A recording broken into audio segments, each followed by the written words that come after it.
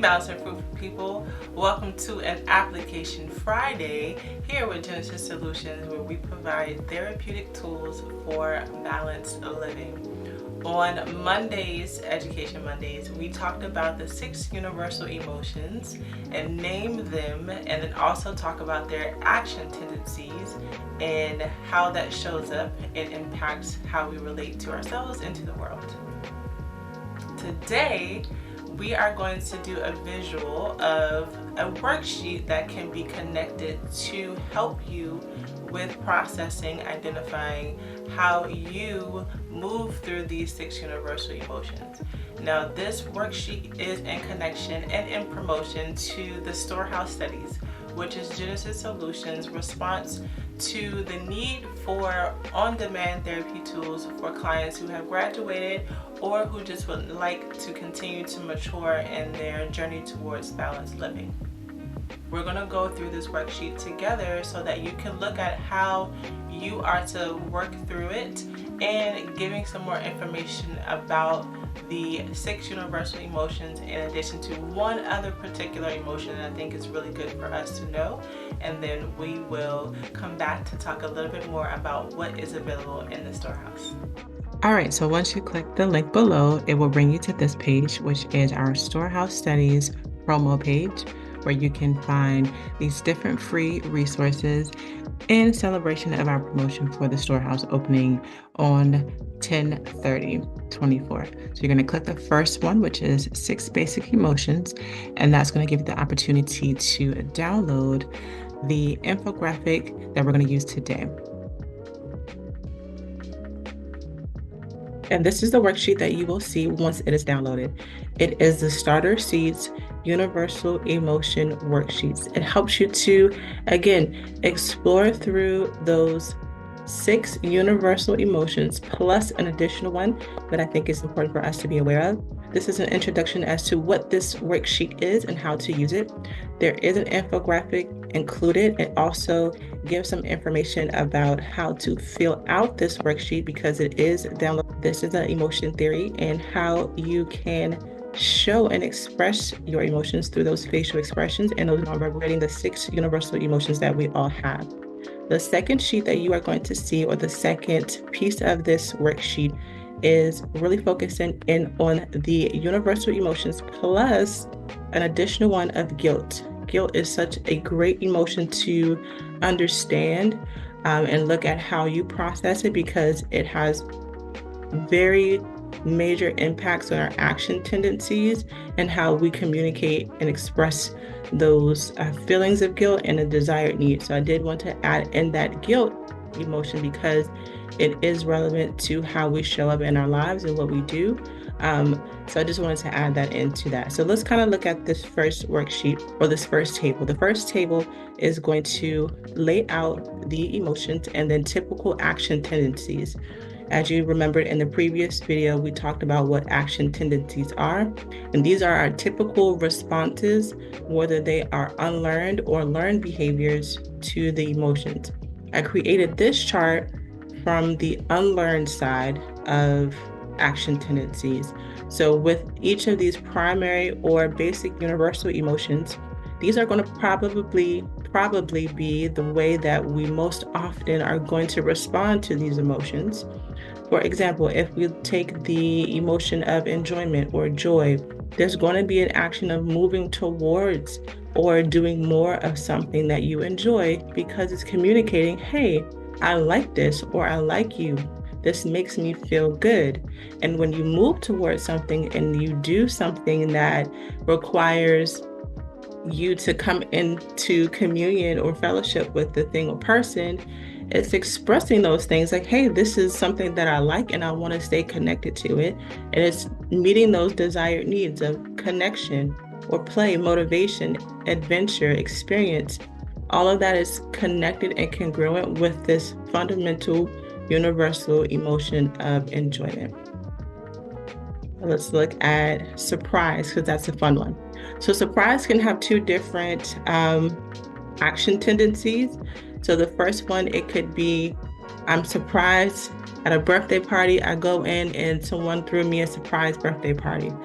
Definitely was not expecting that. So initially, I'm going to be frozen, kind of stunned. My body is still, and I'm looking around also for some social cues. I'm trying to get an assessment of my context to let me know if this is a safe surprise or if this is something that I should be fearful of and move away. So, with the action associated with surprise, I'm still for a moment and then I observe because I'm communicating, hey, I'm not sure how to respond, what to do here. I'm frozen and making assessments of the situation. Once I am frozen, I'm looking around to get some clarity, some direction, some collaboration, discovery, and I'm trying to learn about how I should take my next steps. So, surprise can go a couple different ways. I could be surprised and assess my situation, my context, and then that may make me happy and joyful, and I move towards the people. Or if I'm surprised, assess the situation, and I see that something is unsafe, I'm going to be fearful and perhaps move away. So, these are some action tendencies, typical action tendencies that we can take with these 6 universal emotions. And then what those actions are communicating to ourselves and other people. And that action, again, is also going to help us try to meet a need that's associated with that particular emotion. I do want to highlight the emotion of guilt because, again, that's a very big emotion that oftentimes comes up in our relationships with people and how we move around them, towards them, or away from them when we are experiencing guilt. So, the action tendency, typically with the emotion of guilt, is hiding, covering up, or some type of appeasing gestures because we may have done something that wasn't consistent with our values. So maybe we want to cover that up or hide that, or we may try to withdraw or move away or do something to cover up or make atonement for those actions that we did that may have been inconsistent with our values or the value of the relationship. What those gestures are communicating is that, hey, I did something wrong. I want to repair. So those two positions and actions are communicating one of those things. And the desired need based off of those gestures and actions is some repair and dignity, self-esteem, community value, or integrity. Now, for most people, these action tendencies may be completely different or they may be a little layered. But I wanted to share this perspective of these are some unlearned action tendencies with these particular universal emotions. I would say look at children.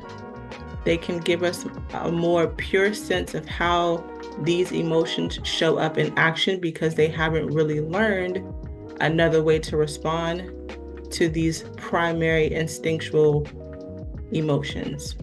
Okay. On the second page, you have the freedom to fill in how you respond to these 6 universal emotions along with the emotion of guilt. Go from where you are today, not where you want to be, but be present with how you respond to each of these emotions right now. Okay, so let's take, for example, sad. The first column is going to ask, so when I have this emotion, I do this. And I would encourage you to use simple language because it'll give you more honest and real answers. So if you are sad, what do? You can say, move away or isolate. Okay, and what are you trying to communicate? Trying to communicate a sense of sadness, not necessarily sadness, because we know that's the emotion, but something you can say you're hurt, or you can say unprotected. Something like that. You're trying to communicate some sense of something that you're trying to communicate with these actions.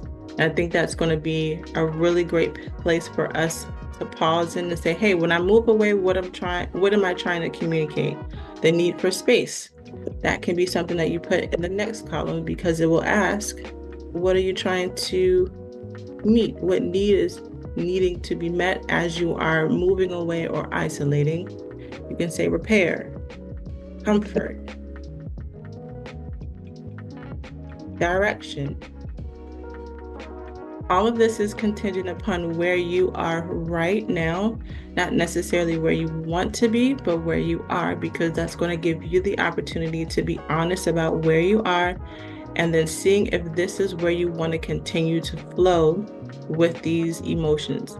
Again, emotions are hardwired into our brain, so they are not going to go away just because we ignore them.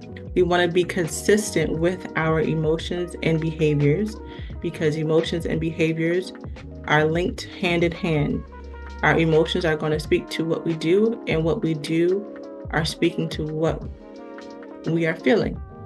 Okay?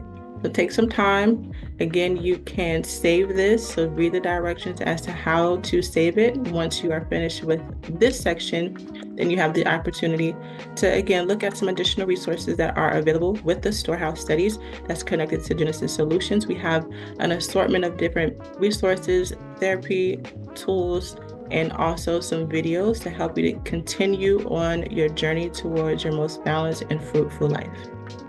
So I hope that worksheet was helpful for you and that you feel like this is something that you can utilize to help you to navigate through your 6 universal emotions plus the extra one of guilt, so that you know how you move and behave and what you're trying to communicate when you experience these 6 universal emotions. Again, the Storehouse is available for our clients who have graduated or just anyone who is interested in the 4 specific types of clients that we serve who want some therapeutic tools on demand to help them continue to grow in their spiritual, mental, emotional journey towards balance and fruitful living. If you are interested in learning more, please feel free to reach out to us or comment below so that we can help you to continue to stay balanced and fruitful in the life that you are called to live. I will see you all on the next video.